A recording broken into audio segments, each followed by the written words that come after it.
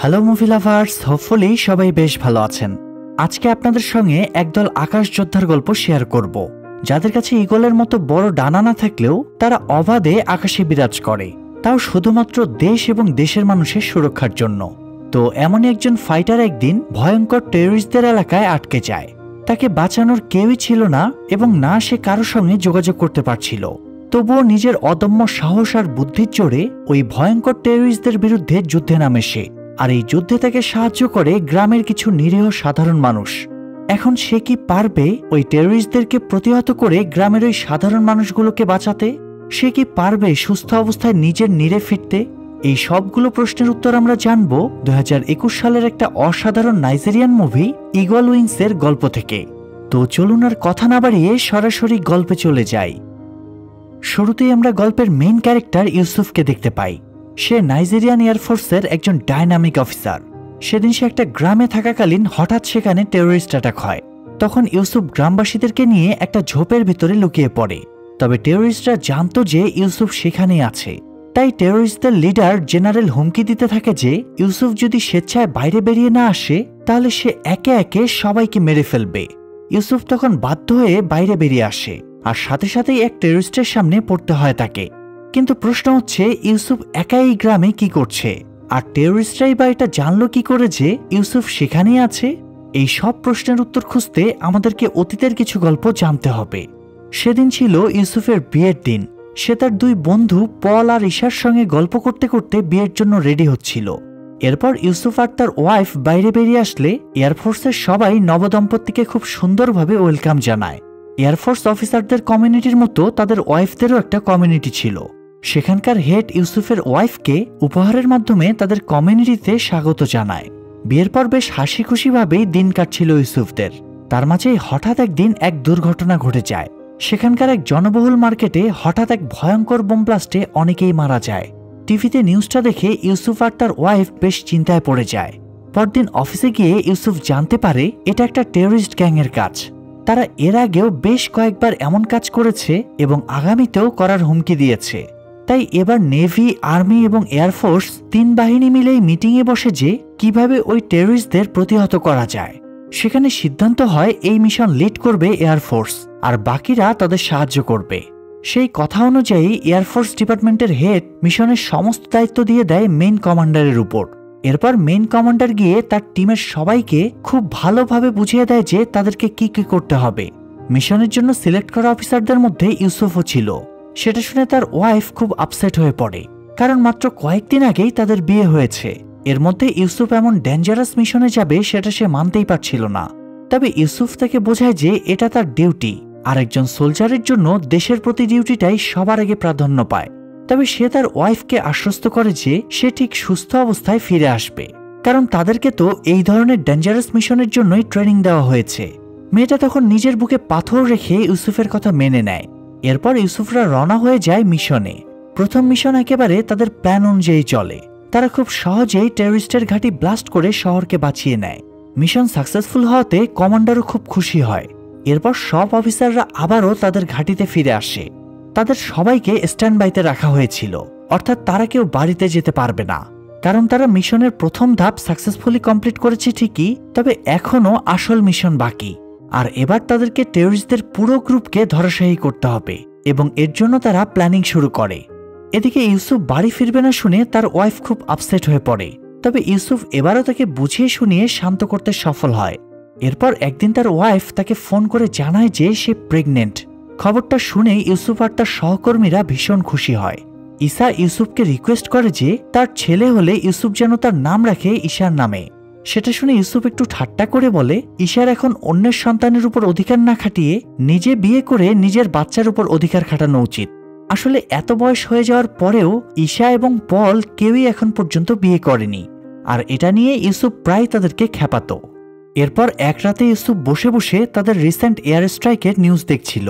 সেখান থেকে সে জানতে পারে যে তাদের টিম মেম্বাররা পরবর্তীতে ওই এলাকার মানুষদের জন্য একটা স্পেশাল ক্যাম্পের ব্যবস্থা করেছে, যেখানে তারা বিনামূল্যে আশ্রয়, খাবার এবং চিকিৎসা পাবে। ঘটনাক্রমে ওই ক্যাম্পে এক টেররিস্টের পরিবারও আশ্রয় নিয়েছিল, যাদের মধ্যে ছিল এক অন্ধ বৃদ্ধা আর একটা অল্প বয়সী মেয়ে। ক্যাম্পের লোকেরা জানতো যে তারা টেররিস্টদের ফ্যামিলি, কিন্তু তবুও তারা ওই বৃদ্ধার চোখের চিকিৎসার ব্যবস্থা করে, আর সেই সাথে তাদের জন্য পর্যাপ্ত খাবার এবং মেয়েটার ক্যারিয়ার গড়ার সুযোগও করে দেয়। তো একদিন সেই ক্যাম্পে ওই টেররিস্ট ছেলেটা চুপিসারে তার পরিবারের সঙ্গে দেখা করতে আসে। ছেলেটার নাম ছিল বাকু। বহুদিন পর তাকে দেখে তার মা আর বোন দুজনেই ভীষণ ইমোশনাল হয়ে পড়ে। বাকু জানতে পারে তার মা নিজের দৃষ্টিশক্তি ফিরে পেয়েছে, আর এটা দেখে সে হতবাক হয়ে যায়। কেননা ছোটবেলা থেকে তার একটাই মাত্র স্বপ্ন ছিল যে তার মা যেন পৃথিবীর আলো দেখার সুযোগ পায়। সেই স্বপ্ন আজ নাইজেরিয়ান এয়ারফোর্সের কারণে সত্যি হয়েছে। মাকে সুস্থ দেখে বাকু অনেক বেশি খুশি হয়। তখন তার মা তাকে টেররিস্টদের ক্যাম্পে ফিরতে নিষেধ করে।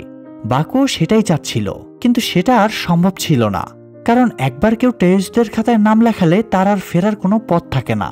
তার মা এবং বোন তাকে জোর দিলে বাকু তাদের জানায় যে তাকে ক্যাম্পে ফিরে যেতেই হবে।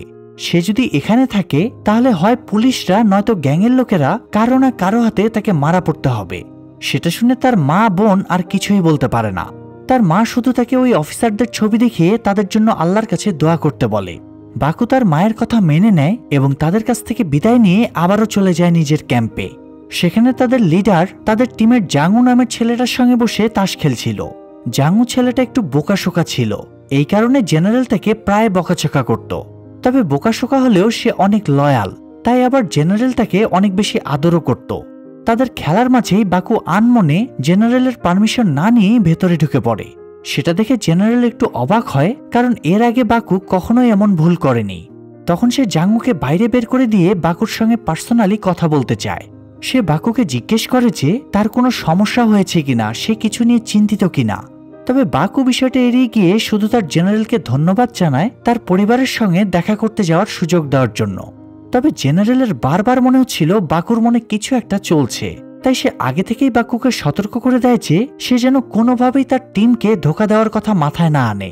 কারণ বাকু যদি বিশ্বস্ততার সঙ্গে জেনারেলের সাথে থাকে তাহলে অনেক লাভবান হবে সে। জেনারেল তাকে অর্থ, বিত্ত, সম্পত্তি সবকিছু এনে দেবে, কিন্তু বাকু যদি ধোঁকা দেওয়ার কথা ভাবে তাহলে তার পরিণতি হবে মৃত্যু। বাকুও তখন থেকে আশ্বস্ত করে যে সে কখনোই ধোঁকা দেবে না। অন্যদিকে কমান্ডার ইউসুফ আর ঈশাকে ডেকে তাদের নতুন মিশনের জন্য প্রস্তুতি নিতে বলে। এবার তাদেরকে একেবারে শত্রুর ঘাঁটিতে গিয়ে অ্যাটাক করতে হবে। তারা যদি এই মিশনে সফল হতে পারে তাহলেই তাদের দেশ থেকে টেররিস্ট নির্মূল হয়ে যাবে।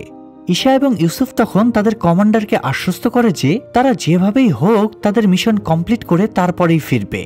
এরপর তারা দুজনেই মিশনের উদ্দেশ্যে রওনা হয়ে যায়। সবকিছু ঠিকঠাকই চলছিল, কিন্তু হঠাৎ ইউসুফের প্লেনে কিছু টেকনিক্যাল প্রবলেম দেখা দেয়। সে তার টিমের কাছ থেকে সাহায্য নেওয়ার চেষ্টা করে, কিন্তু কোনোভাবেই তাদের সঙ্গে কন্ট্যাক্ট করতে পারে না। ধীরে ধীরে তার প্লেনটা নিচের দিকে যেতে শুরু করে। ঈশা দূর থেকে সেটা দেখতে পেয়ে ইউসুফকে সাপোর্ট দেওয়ার জন্য এগিয়ে যায় ঠিকই, কিন্তু ততক্ষণে অনেক দেরি হয়ে গিয়েছিল। দুর্ভাগ্যবশত ইউসুফের প্লেনটা ক্র্যাশ হয়ে যায়। এই ঘটনা জানার পর কমান্ডার দ্রুত ঈশাকে বেইজে ফিরে আসতে বলে। ঈশা ফিরে আসে ঠিকই, কিন্তু ইউসুফের জন্য সে ভীষণ আপসেট ছিল। কমান্ডার তখন তাকে আশ্বস্ত করে যে তারা ইউসুফকে যেভাবেই হোক খুঁজে বের করবে। কমান্ডার তাই তৎক্ষণাৎ একটা রেস্কিউ টিমকে পাঠিয়ে দেয় ইউসুফের প্লেনটা খুঁজে বের করার জন্য। তারা খুঁজতে খুঁজতে একটা জায়গায় গিয়ে ক্র্যাশ হওয়া প্লেনটা দেখতে পায়। তবে প্লেনের কাছাকাছি গিয়ে চেক করে দেখে সেখানে ইউসুফ নেই। তারা তখন আশেপাশের এরিয়ায় খোঁজাখুঁজি করতে শুরু করে। তখন তারা একটা গাছের সাথে ইউসুফের প্যারাশুট ঝুলে থাকতে দেখে। ঠিক সেই মুহূর্তে টেররিস্ট গ্রুপের লোকেরা ওই দিক দিয়ে যাচ্ছিল। তারা এয়ারফোর্সের লোকদেরকে দেখে মনে করে নিশ্চয়ই অফিসাররা তাদের উপর অ্যাটাক করতে এসেছে, তাই তারা আগে থেকেই অফিসারদের উপর অ্যাটাক করে দেয়। শুরু হয় দুই গ্রুপের মধ্যে তুমুল গোলাগুলি। এতে টেররিস্ট গ্রুপের অনেকেই মারা যায়। সেই সাথে জোসেফ নামের এক অফিসারও গুরুতরভাবে আহত হয়। তাকে রেস্কিউ করার জন্য সাথে সাথে আরও একটা টিম পৌঁছে যায় সেখানে। এরপর তারা সবাই সেখান থেকে ফিরে আসে। ওদিকে টেররিস্টদের মধ্যে একজন আহত মেম্বার জেনারেলের কাছে গিয়ে নিজেকে বাঁচানোর জন্য সাহায্য চায়, কিন্তু জেনারেল উল্টো তাকে গুলি করে মেরে ফেলে, কারণ এসব আহত মানুষের সেবা করার সময় তাদের নেই। বাকু এসব দেখে ভয় পেয়ে কাঁদতে শুরু করে। সে বুঝে গিয়েছিল তার জীবনের শেষ পরিণতিও একই হতে চলেছে। এদিকে ইউসুফের লাশ যেহেতু পাওয়া যায়নি, তাই কমান্ডারের বিশ্বাস ছিল যে ইউসুফ মারা যায়নি, কিন্তু রেস্কিউ টিমের পক্ষে তাকে খুঁজে বের করা সম্ভব ছিল না, কারণ টেররিস্টদের সাথে লড়াই করার প্রপার ট্রেনিং তাদেরকে দেওয়া হয়নি। তাই কমান্ডার ইউসুফকে খোঁজার জন্য একটা স্পেশাল টিম পাঠায়, যার লিডার ছিল পল। অন্যদিকে ইউসুফের নিখোঁজ হওয়ার কথা শুনে তার পরিবারের লোকেরা ভীষণ চিন্তায় পড়ে যায়, আর সব থেকে বেশি ভেঙে পড়ে তার ওয়াইফ। অনাগত সন্তানকে নিয়ে কত খুশি ছিল সে, কত স্বপ্ন সাজিয়েছিল, কিন্তু এক নিমিষে তার সমস্ত খুশি উধাও হয়ে যায়। পরের সিনে আমরা ফাইনালি ইউসুফকে দেখতে পাই। সে রাতের অন্ধকারে চুপিসারে একটা গ্রামে ঢুকে সেখানকার একটা মেয়ের মুখ চেপে ধরে, যাতে সে অযথা চিৎকার না করতে পারে। এরপর সে মেয়েটাকে নিজের পরিচয় দিয়ে তার কাছে আশ্রয় চায়, কিন্তু মেয়েটা তাকে সাহায্য করতে রাজি হয় না, কারণ তাদের ধারণা ডিফেন্সের লোকেরা শুধু মানুষ খুন করে, কারো ভালো করতে পারে না। তখন ইউসুফ তাকে বোঝায় যে তার ধারণা সম্পূর্ণ ভুল। তারা মানুষ খুন করে ঠিকই, তবে তার সাধারণ জনগণকে সুরক্ষা দেওয়ার জন্য। অনেক বোঝানোর পর মেয়েটা তাকে আশ্রয় দিতে রাজি হয়, আর সেই সাথে তার খাওয়া দাওয়ারও ব্যবস্থা করে। ইউসুফ আনমনে খাবার খাওয়ার সময় হঠাৎ লক্ষ্য করে গ্রামের চেয়ারম্যান থেকে শুরু করে সবাই তার দিকে হা করে তাকিয়ে আছে। এতে ইউসুফ একটু অপ্রস্তুত হয়ে যায়। তারপর চেয়ারম্যান তার কাছে জানতে চায় যে সে এখানে কেন আর কিভাবে এসেছে।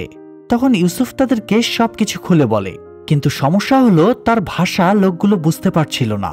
তখন ওই মেয়েটা একজন ট্রান্সলেটর হিসেবে ইউসুফকে সাহায্য করে।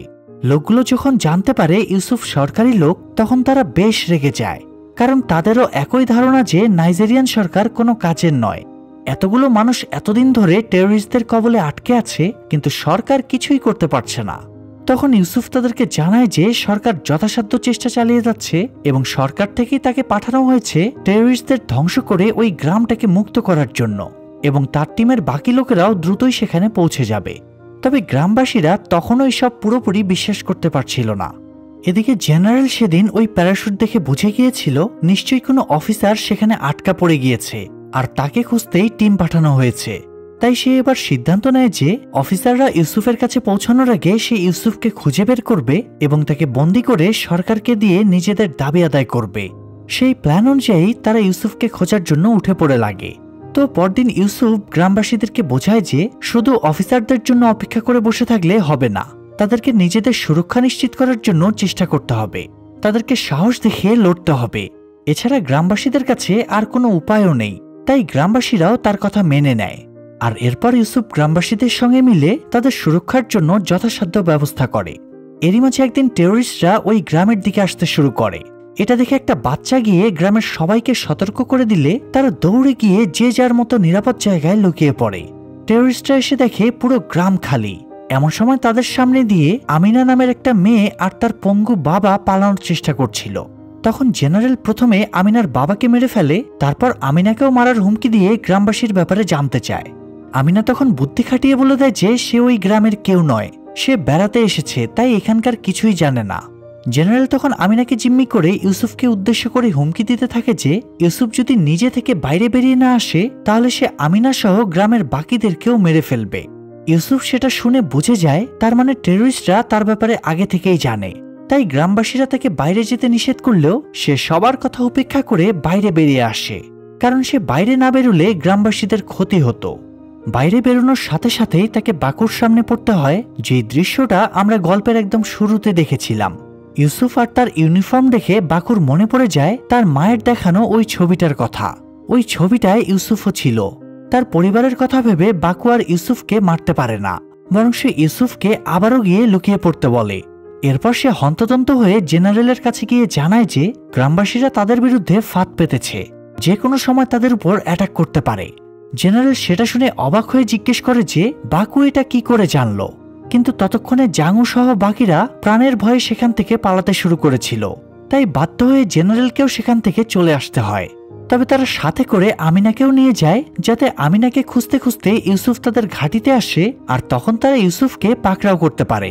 এরই মাঝে টেররিস্টদের গুলিতে আহত জোসেফ নামে সেই অফিসার মারা যায়।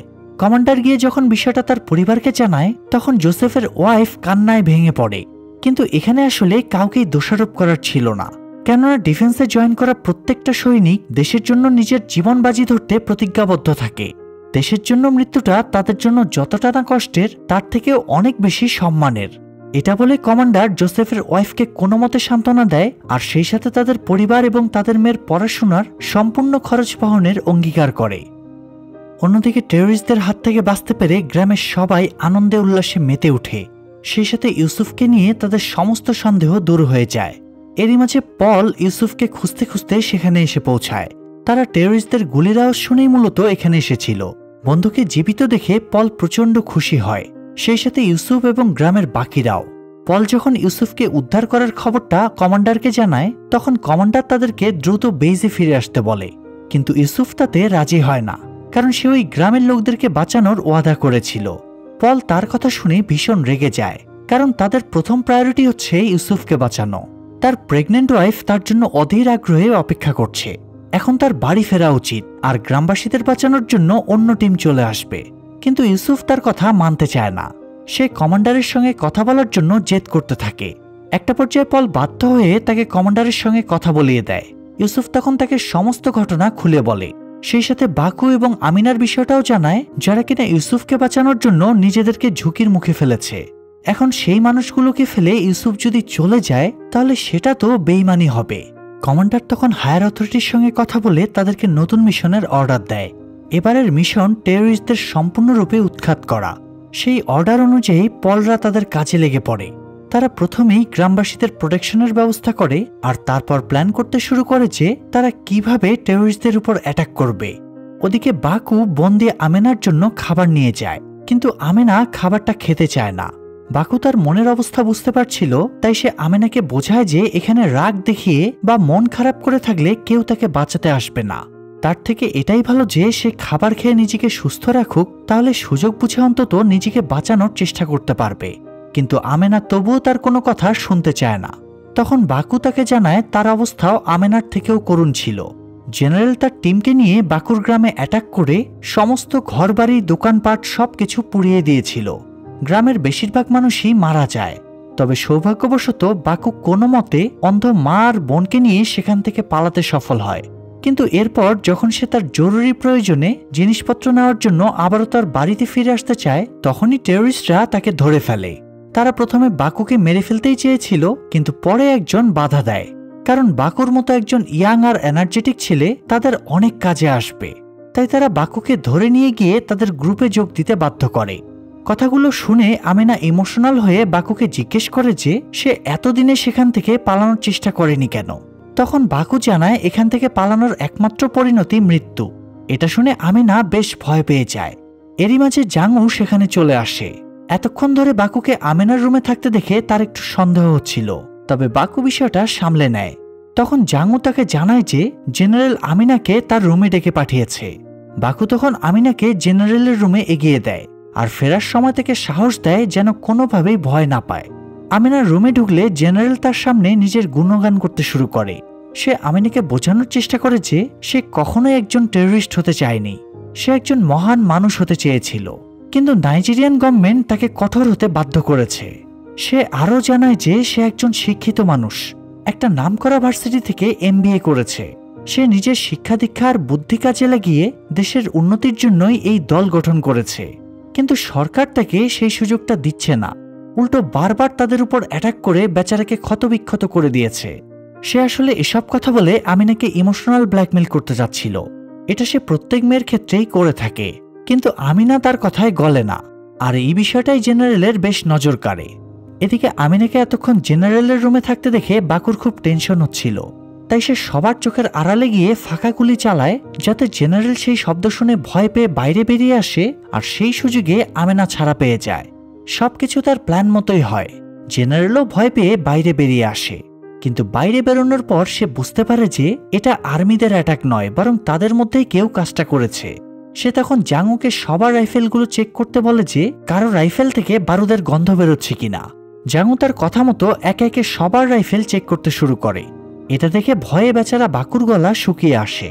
ঠিক তখনই তাদের মাথার উপর দিয়ে একটা হেলিকপ্টার যেতে দেখে তারা সবাই ভেতরে গিয়ে লুকিয়ে পড়ে, আর তাতে বাকু এবারের মতো বেঁচে যায়।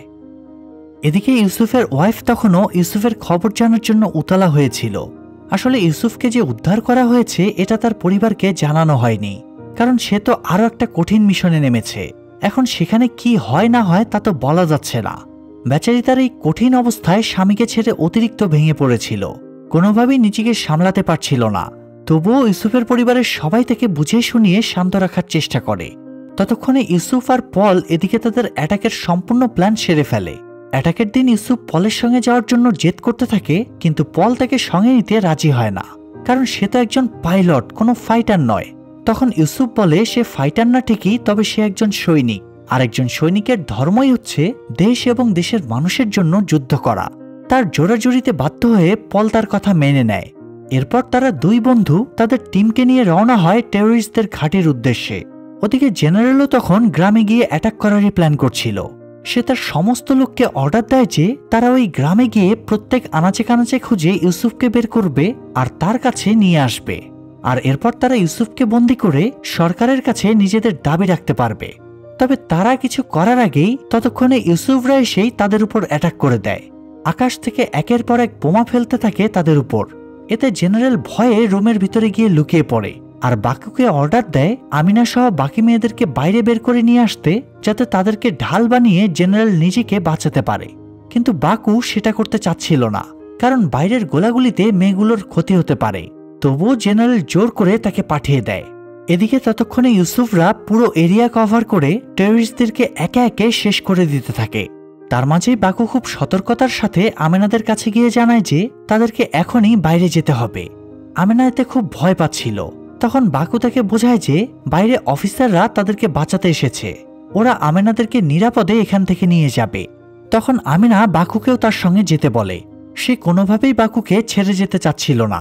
আমিনাকে ছাড়ার কথা ভেবে বাকু খুব কষ্ট পায়। আসলে এই অল্প সময়ের মধ্যেই তারা একে অপরকে অনেক ভালোবেসে ফেলেছিল।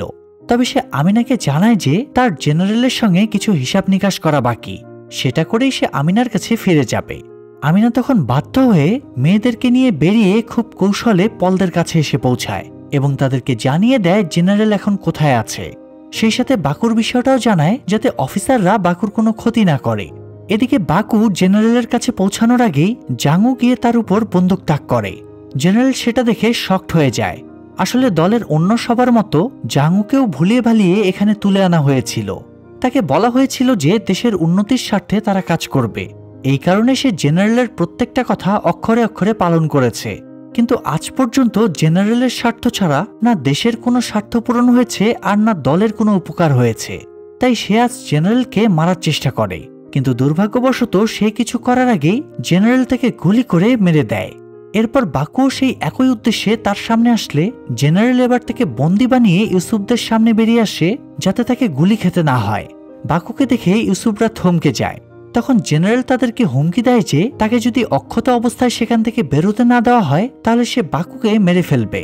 পল তখন তাকে পাল্টা অফার দেয় যে সে যদি বাকুকে ছেড়ে দেয় তাহলে তাকেও যেতে দেওয়া হবে, কিন্তু জেনারেল সেটা মানতে চায় না। এটা নিয়ে দুই পক্ষের মধ্যে ঝগড়াদ্বন্দ্ব চলছিল, আর তার মাঝেই পেছন থেকে পলের টিমের একজন জেনারেলকে গুলি করে মেরে ফেলে। এরপর ইউসুফরা সেখানে বন্দী থাকা মানুষগুলোকে মুক্ত করে বাকু এবং আমিনাকে সঙ্গে নিয়ে সেখান থেকে বেরিয়ে আসে, কারণ তারা এই মিশনে ইউসুফদের অনেক সাহায্য করেছে। তারপর শহরে পৌঁছে ইউসুফ দেখতে পায় তাদের ওয়েলকাম করার জন্য তাদের কমান্ডার সহ পুরো টিম দাঁড়িয়ে আছে, আর সেই সাথে রয়েছে ইউসুফের পরিবার। তার ওয়াইফ এতদিন পর ইউসুফকে সুস্থ অবস্থায় দেখে দৌড়ে গিয়ে তাকে জড়িয়ে ধরে। তার বন্ধুরাও ভীষণ খুশি হয়, সবার মুখে হাসি ফুটে ওঠে। এরপর দেখতে দেখতে 6 মাস পার হয়ে যায়। ইউসুফ তার বন্ধুদের সঙ্গে বসে বাড়িতে আড্ডা দিচ্ছিল, তখনই সেখানে বাকু তার মা এবং আমিনাকে নিয়ে হাজির হয়।